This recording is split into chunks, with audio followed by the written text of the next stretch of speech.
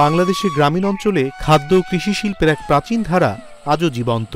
খেজুরের রস থেকে তৈরি পাটালি গুড়, যা আমাদের ভোজ্য এবং সুস্থতার জন্য একটি গুরুত্বপূর্ণ উপাদান।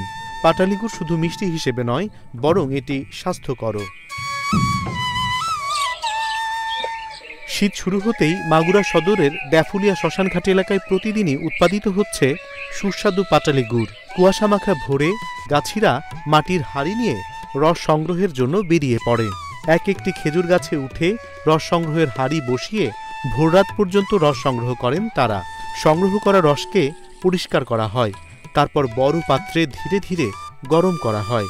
এই প্রক্রিয়ায় রসের পানি বাষ্প হয়ে যায় এবং ধীরে ধীরে এটি ঘন হয়ে পাটালি গুড়ের রূপ নেয়। গরম করার পর গুড় ঘন ও বাদামি রং ধারণ করে। এরপর এটি পাত্রে ভর্তি করে বাজারজাতের জন্য প্রস্তুত করা হয়। ভোর ৫টার সময় রস জ্বালায় শুরু করি, করতে করতে ধরেন ওই তাপাল ধরেন আপনার ২০ মিনিট ৩০ মিনিট লাগলো। এটা আপনার করতে ধরেন আধা ঘন্টা টাইম লাগবে। করে টোরে এটা আপনার এই যে পাটালি ধরেন আপনার ঢাললাম, ঢালি পাটারি চারিতে ঢাললাম, চারির ঢালি সারি আপনি ধরেন পাটারি করবো। প্রতিদিন প্রায় ৩৫০ খেজুর গাছ থেকে সংগ্রহ করা রস দিয়ে প্রায় ২০,০০০ টাকার পাটালি গুড় উৎপাদন হচ্ছে। প্রতি কেজি পাটালি গুড় বিক্রি হচ্ছে ৪০০ থেকে ৫০০ টাকা দরে। একই দামে বিক্রি হচ্ছে ঝোলা গুঁড়ো। আমার এখানে মোটামুটি ৩০০-৩৫০ প্লাস গাছ আছে। শীতও হালকা হালকা ভালোই পড়ছে এবং রসও ভালো হচ্ছে, আমাদের গুড় পাটারিও ভালো হচ্ছে।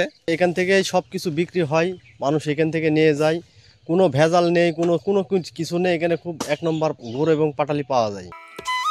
প্রতি বছরের মতো এবারও কোনো প্রকার রাসায়নিক বা কৃত্রিম উপাদান ব্যবহার ছাড়াই সম্পূর্ণ প্রাকৃতিক প্রক্রিয়ায় তৈরি হচ্ছে এই ঐতিহ্যবাহী খাদ্যপণ্য।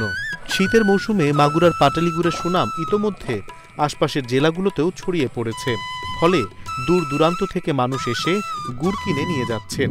স্থানীয় বাজারে রয়েছে ব্যাপক চাহিদা, আর নবীন উদ্যোক্তারা এখান থেকে পাটালি গুড় সংগ্রহ করে দেশের বিভিন্ন প্রান্তে সরবরাহ করছেন। অনলাইনেও চলছে পাটালি গুড়ের বেচাকেনা। সারা মাগুরার ভিতর এইখানেই একমাত্র অরিজিনাল পাটালিটা তৈরি হচ্ছে। কেন নয়, আপনি দেখেন এখানে প্রত্যেকটা গাছে কিন্তু নেট করা আছে। আর দ্বিতীয়ত কথা, অনেক জায়গায় আমি দেখেছি ভিজিট করে যে জুট দিয়ে জাল করা হয়। জুটে বিভিন্ন প্রকার কেমিক্যাল থাকে, সেই কেমিক্যালগুলো ধোয়ার মাধ্যমে এই গুড়ের সাথে সংমিশ্রণ হয়ে যায়। ফলে এমন একটা পরিবেশ সৃষ্টি হয় যে ওইটা খাওয়ার পরে ডায়রিয়া, কলেরা সহ বিভিন্ন প্রকার রোগ ব্যাধি দেখা দিতে পারে। তো সেই ক্ষেত্রে এখানে পুরোটাই বিপরীত।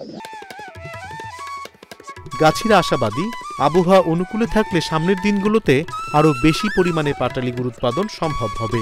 এটি তাদের জীবিকায় ইতিবাচক প্রভাব ফেলবে এবং অর্থনীতিকে আরও শক্তিশালী করবে। অনিমেষ কর, ইন্ডিপেন্ডেন্ট ডিজিটাল।